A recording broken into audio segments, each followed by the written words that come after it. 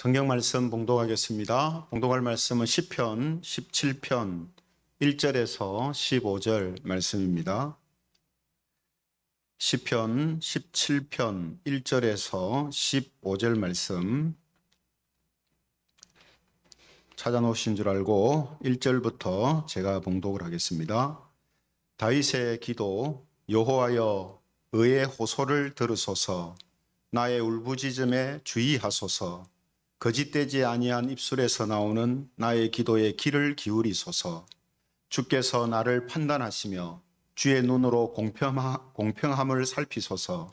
주께서 내 마음을 시험하시고 밤에 내게 오시어서 나를 감찰하셨으나 흠을 찾지 못하셨사오니 내가 결심하고 입으로 범죄하지 아니하리이다.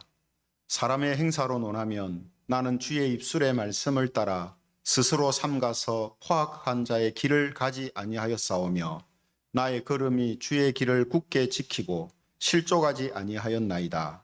하나님이여, 내게 응답하시겠으므로 내가 불렀사오니 내게 귀를 기울여 내 말을 들으소서. 주께 피하는 자들을 그 일어나 치는 자들에게서 오른손으로 구원하시는 주여, 기이한 사랑을 나타내소서. 나를 눈동자같이 지키시고 주의 날개 그늘 아래 감추사 내 앞에서 나를 압제하는 악인들과 나의 목숨을 노리는 원수들에게서 벗어나게 하소서. 그들의 마음은 기름에 잠겼으며 그들의 입은 교만하게 말하나이다. 이제 우리가 걸어가는 것을 그들이 애워싸서 노려보고 땅에 넘어뜨리려 하나이다. 그는 그 움킨 것을 찢으려 하는 사자 같으며 은밀한 곳에 엎드린 젊은 사자 같으니이다. 여호와여, 일어나 그를 대항하여 넘어뜨리시고 주의 칼로 악인에게서 나의 영혼을 구원하소서.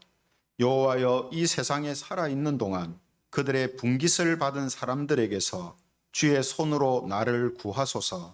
그들은 주의 제물로 배를 채우고 자녀로 만족하고 그들의 남은 산업을 그들의 어린아이들에게 물려주는 자니이다. 같이 읽겠습니다. 나는 어려운 중에 주의 얼굴을 배우리니 깰 때에 주의 형상으로 만족하리이다. 아멘. 이 시간에는 성도의 만족이라는 제목을 가지고 하나님 말씀을 함께 살펴보겠습니다. 성도의 만족. 여러분들은 자기 인생과 삶에 대해서 얼마나 만족을 하고 계십니까? 아니면 불만족을 하고 계십니까? 여러분, 자기 인생과 삶에 있어서 100% 만족하는 사람이 어디 있겠냐 이렇게 말할지 모르겠습니다만, 그리스도인들은 조금 부족하고 또 아쉽고 후회되는 부분은 있지만 자기의 삶에 있어서 만족하는 사람이어야 한다 하는 것이 성경이 말씀하고 있는 중요한 내용입니다. 그래서 이 시간에는 성경 말씀을 통해서 성도의 만족에 대해서 함께 살펴보겠습니다. 지난주부터 우리 성도님들은 시편을 큐티하고 계시고 또 저는 설교를 이제 하고 있는데요. 시편 12편을 시작으로 해서 이번 달 마지막까지 시편을 큐티하게 되는데 전부가 다윗의 시입니다. 그런데 그 내용을 보면 모두가 좀 비슷하죠. 그죠? 어떻게 비슷합니까? 다윗이 자기가 당하는 고난과 고통 속에서 하나님께 도와달라고 호소하고 있는 그런 내용들이 같은 맥락에서 계속 반복되고 있다라는 거죠. 그래서 전부 보면 비슷한 배경하고 내용을 이제 가지고 있습니다. 그런데 그럼에도 이 비슷한 시편들을 성경이 기록해서 남기고 또 우리에게 보여주고 있는 것은 각 시편마다 보석처럼 빛나는 부분들이 있다라는 거죠. 90%가 비슷한 내용인데 10%가 반짝반짝 각자 각 시편마다 빛나는 보석 같은 그런 내용들이 그 속에 숨어 있다라는 것입니다. 그래서 바로 그것을 우리에게 발견하고 그것을 우리에게 알게 하시기 위해서 이런 겉으로 보면 너무나 비슷한 시들을 함께 싣고 있다라는 거죠. 어제 여러분 큐티 본문이 시편 16편인데 16편 같은 경우에는 10절이 정말 보석 같은 그런 구절이죠. 10절이 무슨 내용인가 하면 그리스도의 부활에 대하여서 증거하고 또 예표하는 그런 이제 말씀이거든요. 그래서 사도들도 이 시편 16편 10절을 인용해 가지고 예수 그리스도의 부활을 다윗이라는 선지자가 미리 예언하였고 그 일이 이루어졌다. 이렇게 사도들이 증거를 했습니다. 그리고 오늘 제 본문 시편 17편 같은 경우에는 15절이 바로 보석처럼 빛나는 그런 말씀입니다. 여러분, 다윗이 15절에 마지막에 이렇게 고백을 하고 또 찬양을 하는 것을 보게 됩니다. 15절에 보시면요, 나는 어려운 중에 주의 얼굴을 배우리니 깰 때에 주의 형상으로 만족하리이다. 여러분, 다시 우리 같이 한번 읽어보겠습니다. 15절 같이 읽어보겠습니다. 시작. 나는 어려운 중에 주의 얼굴을 배우리니 깰 때에 주의 형상으로 만족하리이다. 여러분, 지금 다윗은요, 만족할 수 있는 처지가 아닙니다. 그죠? 여러분, 시편 지금 오늘 본문 1절에 1절 표현만 봐도 지금 다윗은 어떤 상태입니까? 엄청난 고난과 고통으로 인해서 하나님께 지금 눈물을 흘리며 부르짖고 호소하고 지금 기도하고 있거든요. 그죠? 여러분, 다윗이 이런 어려움 속에서 또 답답한 게 뭐냐 하면 자기가 나쁜 마음을 품고 나쁜 말을 하고 뭘 잘못을 해서 당하는 어려움이나 고난이 아니기 때문입니다. 자기가 잘못해서 당하는 것 같으면 내가 잘못해서 당하니까 감수해야지 이렇게 되는데, 나는 잘못한 것이 없는데, 나는 죄 지은 것이 없는데 이런 고난과 어려움을 당하고 있다라는 거죠. 그래서 2절에 보면 뭐라고 합니까? 주께서 나를 판단하시며 주의 눈으로 공평함을 살피소서. 주께서 내 마음을 시험하소서. 여러분, 우리도 하나님한테 이렇게 좀 말하기가 쉽지는 않잖아요. 그죠? 여러분 듣습니까? 하나님, 내 한번 살펴보세요. 내 생각, 마음, 말, 행동, 하나님 한번 다 살펴보십시오. 그래도 저는 깨끗할 겁니다. 이렇게 할 수 있는 사람이 있겠습니까? 그죠? 근데 다윗은 지금 그렇게 하고 있거든요. 내 마음, 생각, 말, 행동, 하나님 한번 다 살펴보십시오. 그리고 3절에 뭐라고 합니까? 나를 감찰하셨으나 흠을 찾지 못하셨사오니 라고 다윗이 분명히 이야기합니다. 이게 무슨 뜻입니까? 자기는 지금 자기가 당하고 있는 이런 고난과 고통을 당할 만한 원인을 제공한 것이 없다는 거죠. 자기는 그냥 지금 자기가 한 어떤 말이나 행동으로 인하여서 당하는 것이 아니라는 겁니다. 그죠? 그런데도 뭡니까? 다윗을 압제하는 악인들과 다윗의 목숨을 노리는 원수들 때문에 고난과 고통을 지금 당하고 있습니다. 9절에 보시면은 다윗이 이렇게 이야기하죠. 9절에 보면 내 앞에서 나를 압제하는 악인들과 나의 목숨을 노리는 원수들에게서 벗어나게 하소서.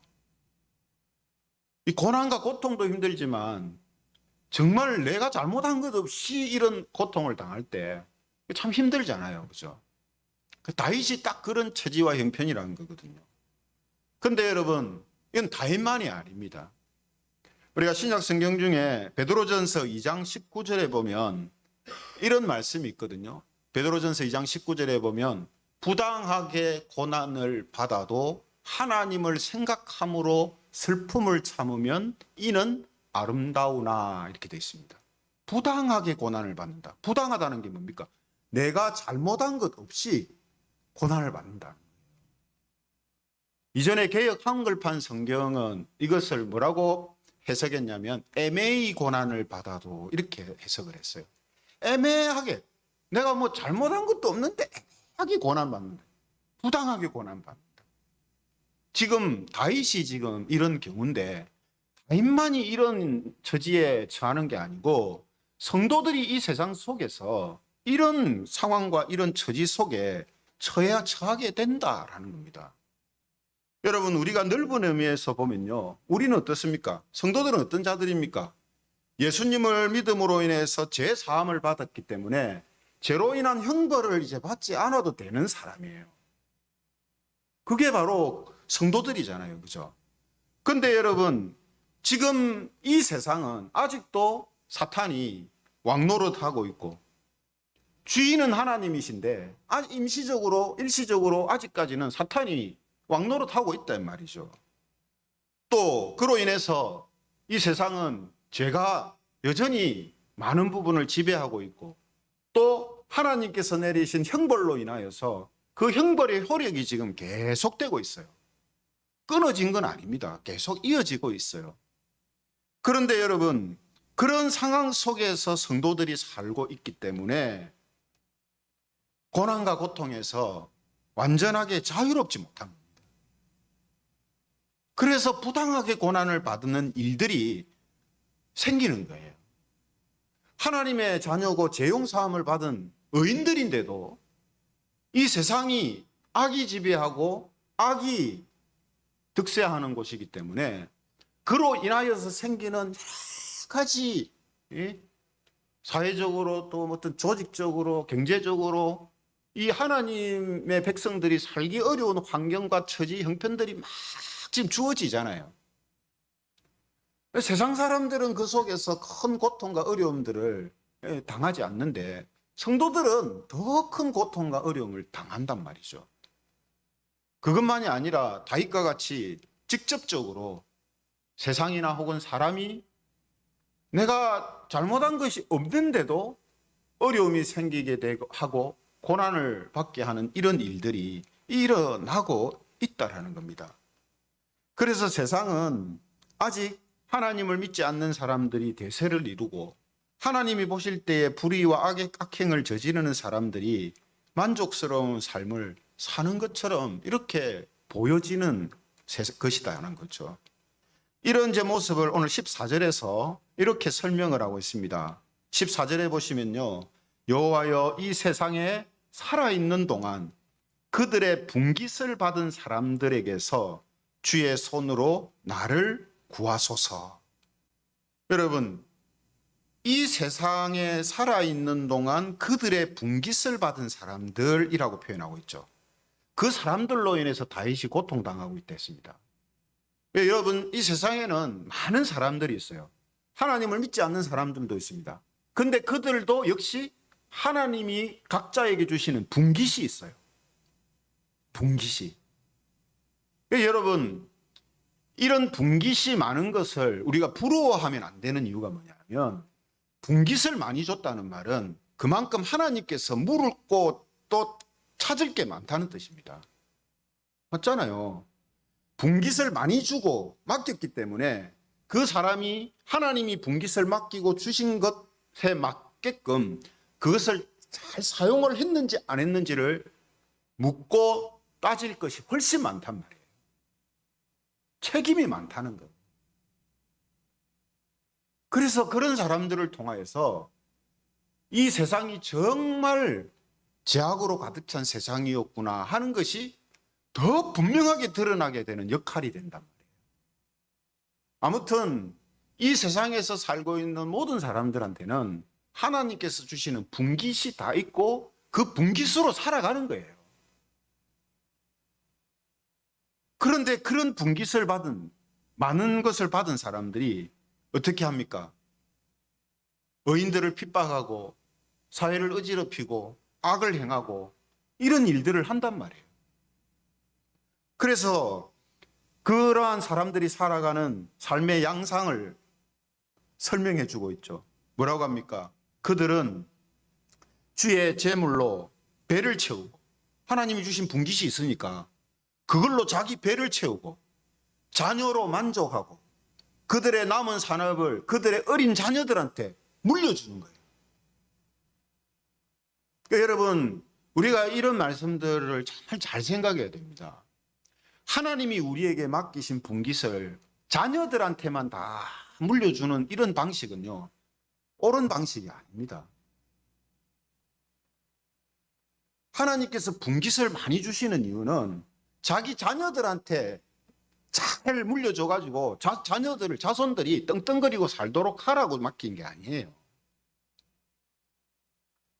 하나님께서 원하시는 방향으로, 방법으로 그런 것들을 사용함으로 하나님의 영광을 드러내라고 한 거지, 자기 자손들을 든든하게 잘 먹여 살리라고 주신 게 아니란 말이에요. 그런데 세상 사람들은 이렇게 살아간다고 말씀하잖아요, 지금. 그죠?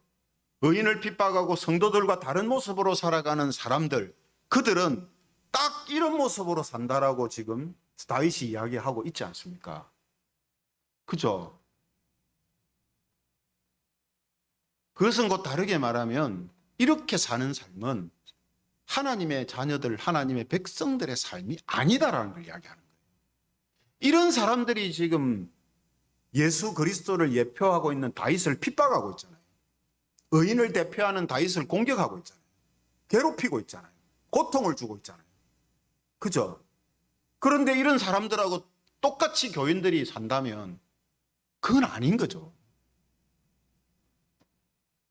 다윗은 하나님이 주신 세상의 것으로 만족하며 사는 사람들의 삶을 이렇게 적나라하고 정확하게 지금 묘사를 하고 있습니다. 이런 설명을 통해서 성도들 역시 하나님께서 주시는 분깃을 가지고 사는데, 성도들은 어떻게 살아야 옳은 것인가 하는 것을 알 수 있도록 하는 그런 말씀이 되는 거죠. 그래서 성도들은 14절에 설명하고 있는 이런 모습처럼 세상의 것으로 인해 만족하며 사는 것, 이건 성도의 삶이 아닙니다. 반대의 경우도 마찬가지죠. 세상의 것으로 인해 불만하며 사는 것도 성도의 삶이 아닙니다. 여러분, 이걸 잘 생각해야 돼요. 지난주에 시편 12편부터 쭉 다윗의 시를 살펴왔는데요, 계속해서 비슷하게 이렇게 강조하고 있는 부분이, 이 땅에서 성도들은 어떤 믿음을 가지고 살아야 하는가 하는 부분을 아주 예리하게 우리에게 가르쳐 주고 있거든요. 이 말씀을 딱 제대로 보면 뜨끔뜨끔합니다. 뜨끔뜨끔. 누가요? 교인들이, 성도들이, 우리가 뜨끔뜨끔 한단 말이에요. 아마 방금 조금 전에 제가 말씀드린 이런 부분, 하나님이 우리에게 주신 분깃을 자손들한테만 남겨주는 방식은 성도의 삶의 방식 아닙니다 하는 이 말씀에도 뜨끔하는 사람들이 있을 수 있습니다.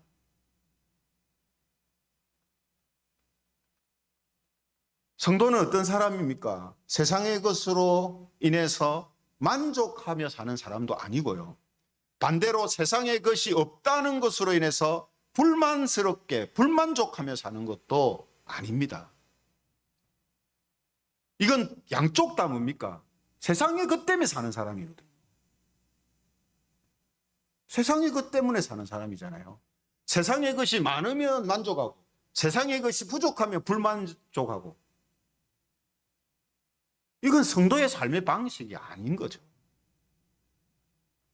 성도는 세상의 것으로 자기의 만족과 불만족, 행복과 불행, 기쁨과 슬픔, 성공과 실패를 재단하지 않습니다. 이게 믿음으로 사는 거예요. 여러분, 믿음으로 산다고 하면서 세상적인 성공과 실패로 인하여서 행복해하고 불행해하고 하는 교인들이 있잖아요.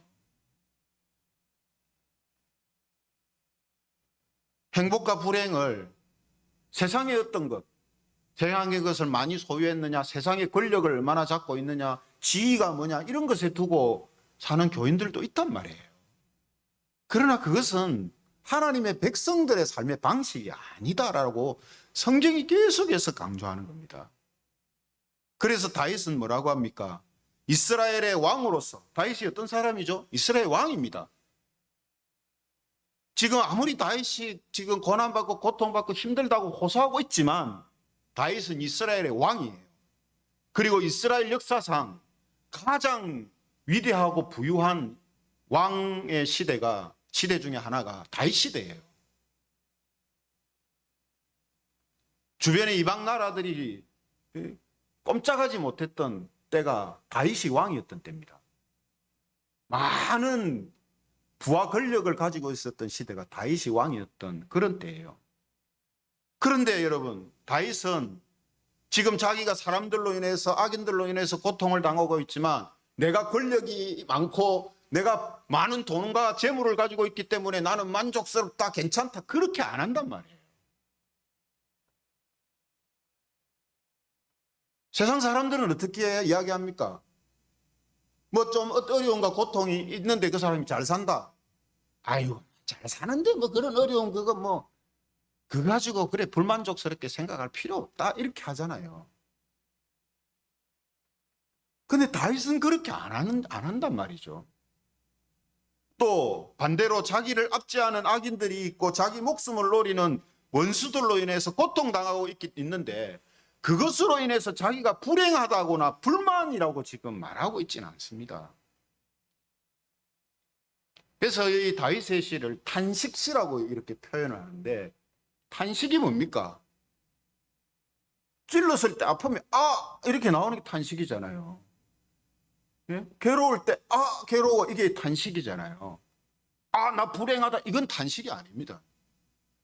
그러니까 지금 다윗의 시는 아프면 아프고 쓰리면 쓰리고 괴로우면 괴롭다고 하나님께 호소하는 거지, 그것 때문에 나 불행합니다 하나님 이렇게 하는 게 아니란 말이에요. 오늘 시의 내용만 봐도 하나님, 저 사람들로 인해서 내가 괴로움을 당합니다, 내가 힘듭니다, 하나님 저 사람들을 하나님께서 처리해 주시고 저 사람들을 하나님께서 막아 주십시오. 근데 그 저 사람들도 다윗의 개인적인 원수나 원한을 가지고 이야기하는 게 아닙니다. 하나님께서 지금 다윗을 통해서 나타내시고 드러내시는 그런 믿음의 어떤 세계 속에서, 믿음의 어떤 방식 안에서 바라보면서 악인이라고 이야기하고 원수라고 이야기하는 거지, 나를 괴롭게 한다고 무조건 원수다 이렇게 하는 게 아니란 말이죠. 이 사람들은 사실은 다윗의 원수이기 이전에 하나님의 원수들이에요. 그죠? 그래서 다윗은 자기가 가지고 있는 권력과 재력, 그것 때문에 나는 만족하고 행복하다 이렇게도 하지도 않고, 반대로 자기가 고통과 괴로움을 당하고 있는 그것으로 인해서 불행하다, 불만이다 이렇게도 하지 않습니다. 왜냐하면요, 다윗의 만족의 기준, 그 만족의 바로미터가 뭐냐 하면 이 세상에 있는 것이 아닙니다.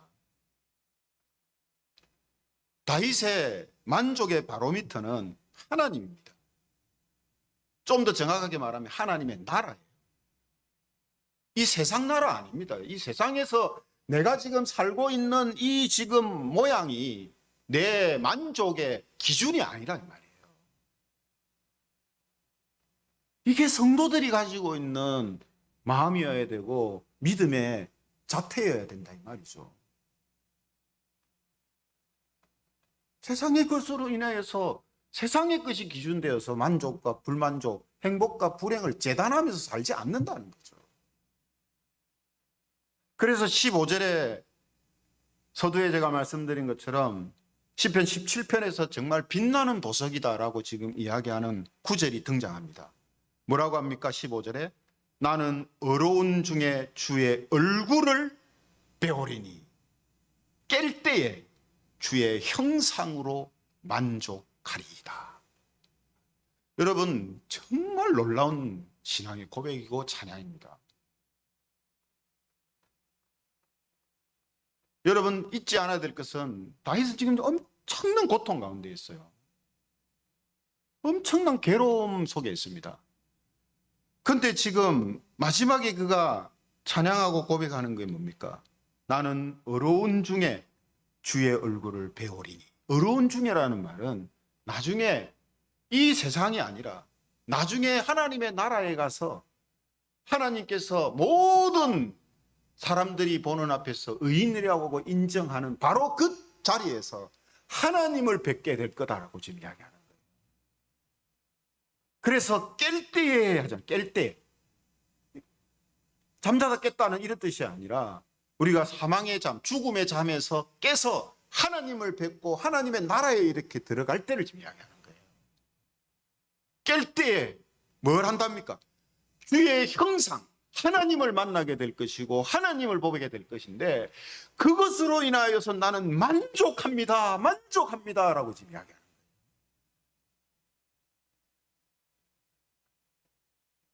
정말 놀라운 고백을 하고 있는 거죠. 지금 어렵고 힘든 상황 속에서 너무 괴롭고 내 목숨을 노리는 사람들이 여러분 내 주변에 있다고 생각하세요. 얼마나 괴롭습니까? 나를 죽이려고 하는 사람이 옆에 있다면 그 마음의 상태가 어떻겠습니까? 그런데 다윗은 뭐라고 합니까? 이 지금 내가 살고 있는 이 세상, 이 땅에서의 이러한 모습들이 있지만 나는 그런 것으로 인하여서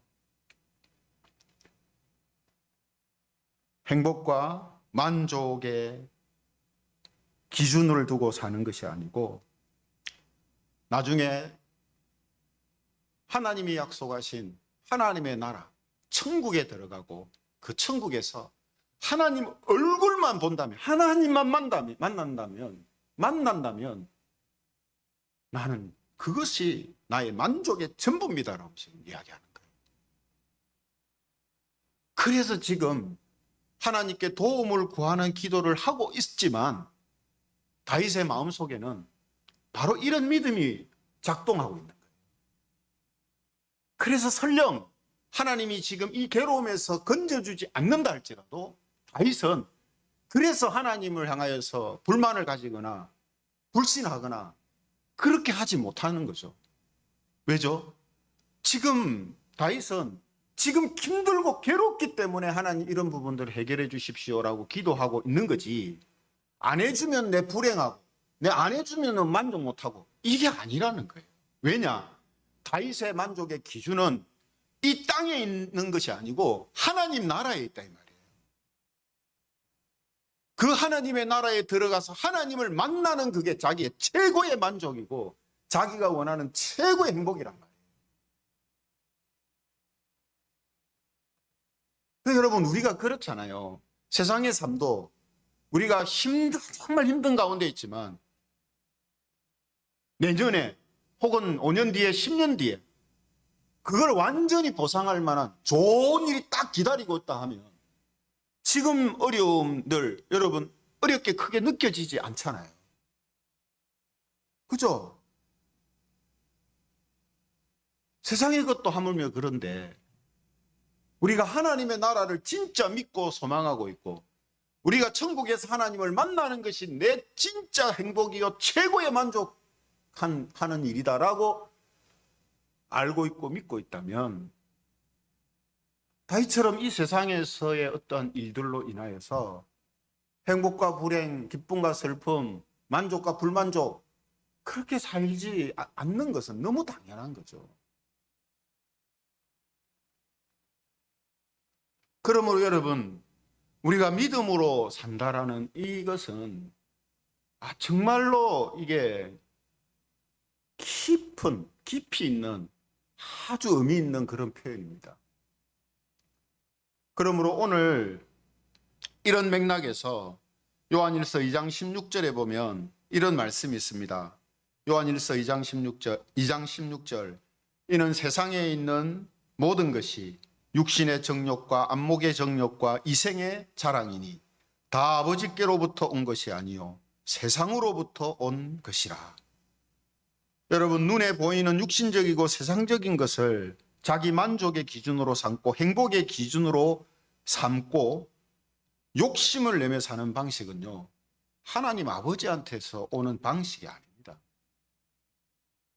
이게 세상으로부터 오는 방식이에요. 그런데 교인들이 이게 제 믿음으로 사는 방식인 줄 착각하고 있단 말이에요.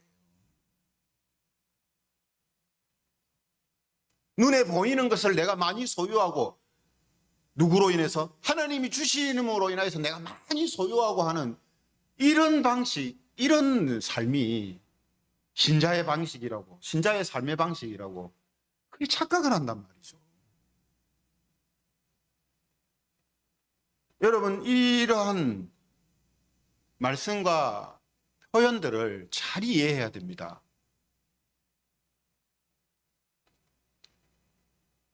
다시 말씀드립니다만 눈에 보이는 육신적이고 세상적인 것을 자기 만족의 기준으로 삼고 욕심을 내는 겁니다. 정욕, 욕자가 붙잖아요. 다 욕심이다 말이에요.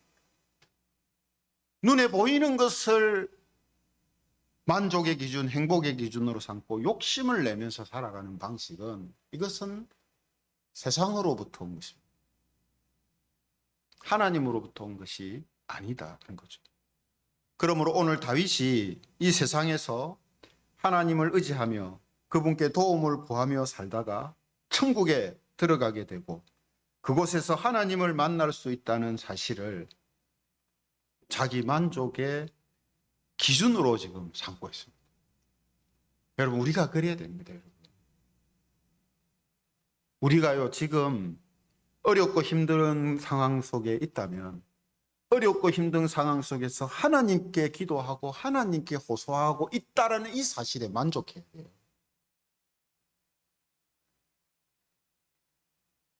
그리고 이런 상황 속에서 하나님이 약속하신 나라를 꿈꾸고 하나님을 만날 그날을 소망하며 살아가고 있다라는 이 사실을 우리는 세상의 그 어떤 것보다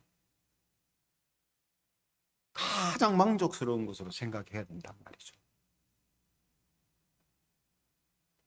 이것을 우리에게 알려주고 가르쳐주기 위해서 오늘 시편 17편은 다윗을 통해 우리에게 지금 전달되어지고 있습니다.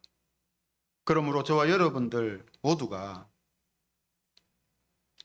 세상의 삶, 육신적인 것으로 인해서 불만족과 불행에 빠져 있는 데서 벗어나고 항상 감사와 기쁨과 소망으로 행복하게 살아가는 그런 성도님들이 되시기를 바랍니다. 그런 삶은요, 만족의 기준을 바꾸면 됩니다. 행복의 기준을 바꾸면 돼요.